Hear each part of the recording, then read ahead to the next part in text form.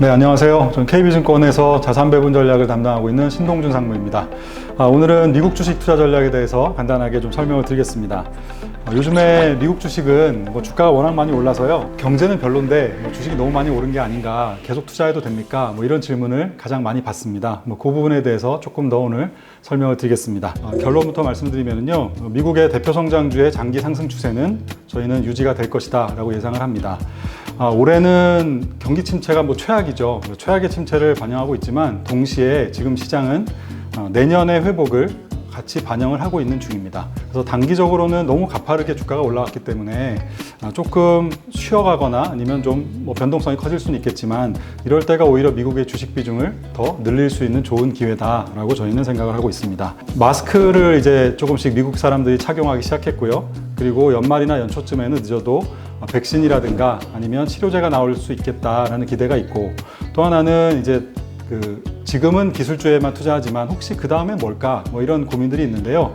혹시라도 이제 바이든 대통령이 민주당 후보가 대통령이 됐었을 때는 기후변화 대응에 관련된 산업들 이런 쪽을 좀 더 보셔도 될 것 같습니다. 이 얘기는 나중에 조금 더 드리도록 하겠습니다. 네, 첫 페이지에 보시면 여전히 제일 고민되는 부분이 이제 이런 부분이죠. 경기 침체는 역대급의 침체입니다. 그런데 이제 그림을 보시면 보통 우리가 경기 침체에 빠지게 되는 과정을 한번 생각을 해보시죠. 예를 들어서 보통은 경제가 좋아질 걸로 예상을 해서 이 기회에 돈을 좀 벌어야 되겠다. 대출 받습니다. 그걸로 투자도 하고 공장도 있고 이제 물건을 생산해서 많이 물건을 쌓아놓죠. 이제 재고가 쌓인다라고 보통 얘기를 하는데요. 주문이 들어올 때마다 빨리빨리 이제 팔려고 미리 재고를 쌓아 놓는 것이죠.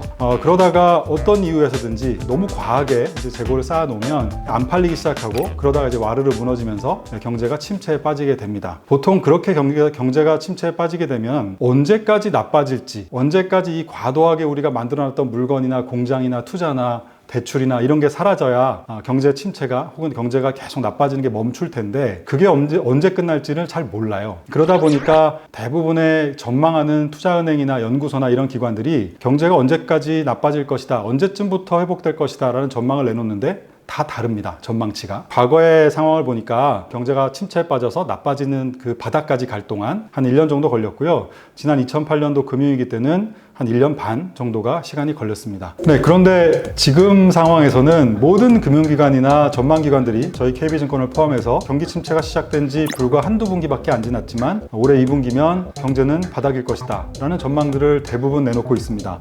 그 이유가 뭘까라는 거죠. 지금의 경제 침체는 과도하게 생산하고 물건 만들고 재고 쌓고 이러다가 무너진 것이 아니라 바이러스라는 자연재해에 의해서 모든 경제활동이 멈추면서 경제가 침체에 빠진 것이기 때문에 연말이나 내년 초에 백신이나 치료제 이런 것들이 나와주면 100%까지는 우리가 돌아갈 수 없어도 적어도 한 70-80% 정도는 경제활동이 다시 정상적으로 가지 않겠는가라는 기대를 현재 깔고 있는 겁니다. 그러다 보니까 지금은 내년이면 그래도 어느 정도 돌아가지 않겠는가라는 합리적인 기대죠.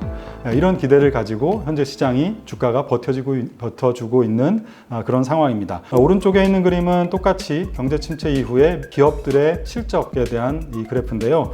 금융위기 때는 오히려 경제가 바닥을 찍고 그 이후 한 분기 정도가 더 나빠집니다. 그런데 지금도 보시면 기업의 실적은 올해 1분기면 아마 바닥일 것이다 라는 예상들을 많이 하고 있다는 겁니다. 이런 부분들이 현재 주가를 잘 버텨내게 만들고 있다라는 부분이 이제 첫 번째 포인트고요. 다음 차트 보시면 같은 맥락에서 왼쪽에 있는 차트는 미국의 대표 지수죠. S&P 500이라는 대표 지수의 주당 순이익 증가율에 대한 전망입니다. 이 기업의 이익이 올해 비해서 내년에 얼마나 더 증가할 수 있을 것이냐라는 걸 나타내는 이제 그림인데요. 오렌지색으로 되어 있는 올해는 작년에 비해서 무려 20% 이상 기업 이익이 감소할 거다라는 아주 비관적인 전망을 하고 있는 반면에 올해에 비해서 또 내년의 전망은 무려 30%나 기업 이익이 증가할 거다라고 전망하고 있는 거죠. 백신이라든가 치료제가 나오면 돌아갈 수 있을 거다라는 전망을 하는 겁니다. 그러다 보면 2019년 작년에 비해서는 살짝 올라오는 이익이 좀 늘어날 거라는 전망을 깔고 있고요. 오른쪽에 있는 빨간색 차트를 보시면 기업 이익은 이미 6월 달부터 저점을 찍고 조금씩 이제 개선이 되고 있는 상황입니다. 아직 나쁜 상황이지만 덜 나쁜 방향으로 조금씩 올라가고 있다는 거죠. 다음 페이지를 보시면은요. 경제는 별론데 아까 주가는 너무 많이 오른 게 아니냐라는 얘기에 있어서 이 환경이 너무 많이 바뀌었다라는 부분입니다. 왼쪽에 있는 차트를 보시면 오렌지색으로 되어 있는 거는 미국에서 가장 시가총액이 큰 상위 5개 기업들의 주가를 제가 모아서 그린 겁니다. 이 기업들은 잘 아시는 대로 애플, 아마존, 마이크로소프트, 구글, 페이스북 이 5개 회사들이죠. 이 회사들의 주가는 2013년 이후에 무려 400% 이상 주가가 올랐고요. S&P 500이라는 대표 지수도 물론 2배 가까이 올랐지만 훨씬 더 주가가 많이 올라가고 있습니다. 이 기업들은요, 잘 생각해 보시면 특징이 있어요. 예를 들면 전기를 발명하거나 아니면 내연기관을 발명하거나 이런 획기적인 어떤 세상에 없던 물건을 발명해서 기업이 성장하는 것이 아니라 우리가 평소에 먹고 마시고 입고 원래 있었던 산업에 대해서 온라인이나 플랫폼을 만들어서 다른 기업의 이익을 쫙 이렇게 뺏어오면서 성장하는 애들입니다. 그러다 보니 이 기업들은 지난 5년 동안 매년 평균적으로 15% 이상 기업의 이익이 증가했는데요. S&P 500이라는 초우량 500개 기업, 미국에 상장되어 있는 500개 기업의 이익은 6.3%씩 지난 5년 동안 이익이 증가했습니다. 굉장히 큰 차이가 있죠. 한 3배 정도 이 5개 기업이 더 이익을 냈다는 얘기입니다. 또 하나 보셔야 될 것은 이런 상장되어 있는 500개 초우량 기업 말고요. 비상장 기업, 중소기업, 1인 기업 이런 기업들을 다 합쳐서 미국의 기업이 얼마나 이익을 냈을까라는 걸 보시면 이제 오른쪽 차트를 보시면 됩니다. 오렌지색으로 되어 있는 차트 세전 이익을 보시면 2014년의 고점을 아직도 회복을 못한 상태입니다. 그만큼 상위에 있는 몇 개 기업이 쫙 이익을 잠식해서 뺏어서 성장하다 보니까 하위에 있는 기업들은 이익을 뺏기다 보니 여전히 기업들이 굉장히 힘든 겁니다. 트럼프 대통령이 이제 세금을 깎아줬죠. 그러면서 세후 이익 기준으로만 지난 5년 동안 평균 고작 1.6%씩 이익을 내고 있는 겁니다. 그러니까 우리 서민들 혹은 중소기업들 이게 훨씬 더 많지 않습니까? 이 많은 사람들은 경제가 체감적으로 좋아지는 걸 못 느껴요. 그런데 일부 몇 개 기업들은 돈을 엄청나게 벌면서 그들의 주가가 올라가고 있고 또 주가 지수라는 게 그들 중심으로 지수가 형성되다 보니까 어떻게 보면 산업의 구조 변화가 지금의 경제와 주가의 괴리를 만들어내고 있다. 이렇게 보시면 될 것 같습니다. 다음 페이지에 보시면 경제 지표에도 마찬가지가 나타나는데요. 예를 들어서 이렇게 또 한번 생각해 보시죠. 우리나라에 이 카카오라는 기업이 있습니다. 카카오가 지금 시가총액의 탑10 안에 들어가 있고요.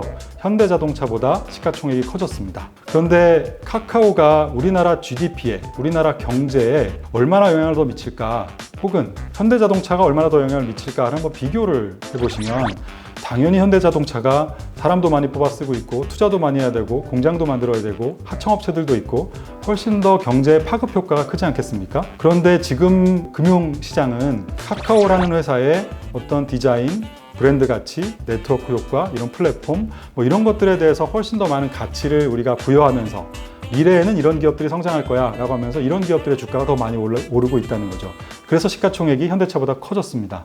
그런데 거꾸로 경제에 미치는 영향은 아직은 작다 보니까 경제는 천천히 성장하는데 주가는 오히려 카카오 같은 기업들 중심으로 더 많이 오르는 이런 패턴이 나타나고 있는 겁니다. 카카오가 가지고 있는 디자인, 브랜드 가치, 아까 인적 자본, 조직 자본 이런 것들은 GDP를 계산할 때 현재 계산되고 있지 않습니다. 근데 우리는 이런 가치에 훨씬 더 많은 의미를 부여하고 있다는 거죠. 왼쪽에 있는 차트도 좀 복잡하긴 한데요. 파란색 계열과 빨간색 계열을 한번 나눠서 보시면 미국의 전체 경제 규모에서 투자가 차지하는 비중을 다 이렇게 나눠서 한번 살펴본 겁니다. 빨간색 계열은 우리가 전통적인 투자들이에요. 예를 들면 설비 투자 중에서도 산업장비, 운송장비 투자, 빨간색이죠. 그리고 오렌지색으로 되어 있는 건 구조물 투자라고 해서 건물 짓거나 다리를 건설하거나 이런 것들입니다. 이런 것들 보시면 아까 기술 기업들이 본격적으로 등장해서 우리가 인지하게 된 시점인 2014년, 14년 그때부터 점점점 경제에서 차지하는 비중이 줄고 있어요. 반면에 우리가 신산업이라고 말하는 투자들 혹은 지적재산권 혹은 설비 투자 중에서도 정보처리 장비 투자 이런 것들은 추세적으로 꾸준하게 늘고 있습니다. 이 경제 구조가 조금씩 바뀌고 있다는 이야기가 되겠죠. 그래서 투자가 늘고 있지 않다라는 거에 대해서도 당연히 전통 산업들은 줄고 있지만 이 신산업들은 작지만 굉장히 빠른 속도로 늘고 있고 거기에 관련된 기업들의 주가가 올라가다 보니까 주가와 실물 경제의 괴리가 벌어지고 있는 거다. 이렇게 이해하시면 될 것 같습니다. 마지막으로 한 가지 이제 결론을 말씀드리면 보통 경제가 좋아지면 주가가 올라간다라고 말했던 산업들이 있어요. 왼쪽에서 보시면 에너지 산업들, 그다음에 산업재, 경기소비재, 금융 이런 것들이 보통 경제가 좋아지면 주가가 올라가는 애들입니다. 그런데 얘네들은 작년에 기업의 이익이 100여 기업이익이라고 한다면 올해는 당연히 나쁠 거니까요. 내년에 기업이익이 얼마나 회복될까를 제가 빨간색으로 동그라미를 쳐놨는데 내년이 돼도 2019년만큼 이익을 못 낸다는 거죠. 회복이 안 된다는 거죠. 그런데 오른쪽에 있는 헬스케어, IT, 그리고 커뮤니케이션 서비스, 예를 들면 페이스북이나 넷플릭스가 여기 지금 속해 있습니다. 이런 기업들은 내년은 훨씬 더 높은 이익을 낼 거다라는 기대를 가지고 이들의 주가만 지금 올라가고 있는 중입니다. 그래서 지금은 일반적인 어떤 지수에 투자하는 펀드나 상품보다는 구조적인 성장성을 보유한 IT, 커뮤니케이션 서비스, 헬스케어 이런 대표 성장주에 대해서 투자하는 어떻게 보면 조금 압축해서 투자하는 상품들에 좀 관심을 가지셔야 되고 이런 상품들이 성장하는 것은 메가 트렌드라고 보시면 연금이라든가 이런 쪽에 조금 더 장기적인 안목에서 투자를 꾸준하게 해 나가실 필요가 있다라는 이야기도 함께 드리겠습니다. 마지막으로 이들 기업이 최근에 너무 많이 올라서요. 모두가 다 이 기업들 얘기하고 있기 때문에 이 다음엔 어떤 기업들이 성장할 수 있을까? 아까 메가 트렌드라서 길게는 성장하겠지만 또 짧게는 1년 주기로 2년 주기로 이 성장의 동력이 바뀌기도 하지 않습니까? 네, 그런 면에서는 아까 제일 처음 말씀드린 대로 혹시라도 현재 바이든이라는 민주당 후보가 당선이 유력해지거나 하게 되면 이런 기술 기업보다는 기후변화에 대한 대응을 하는 산업들 이런 산업들에 조금 더 기회가 생길 가능성이 있어 보입니다. 혹시 이 얘기들은 다음번에 또 기회가 되면 아직 시간이 많이 있으니까요. 또 드릴 수 있는 기회가 있었으면 또 따로 찾아뵙도록 하겠습니다. 네, 감사합니다.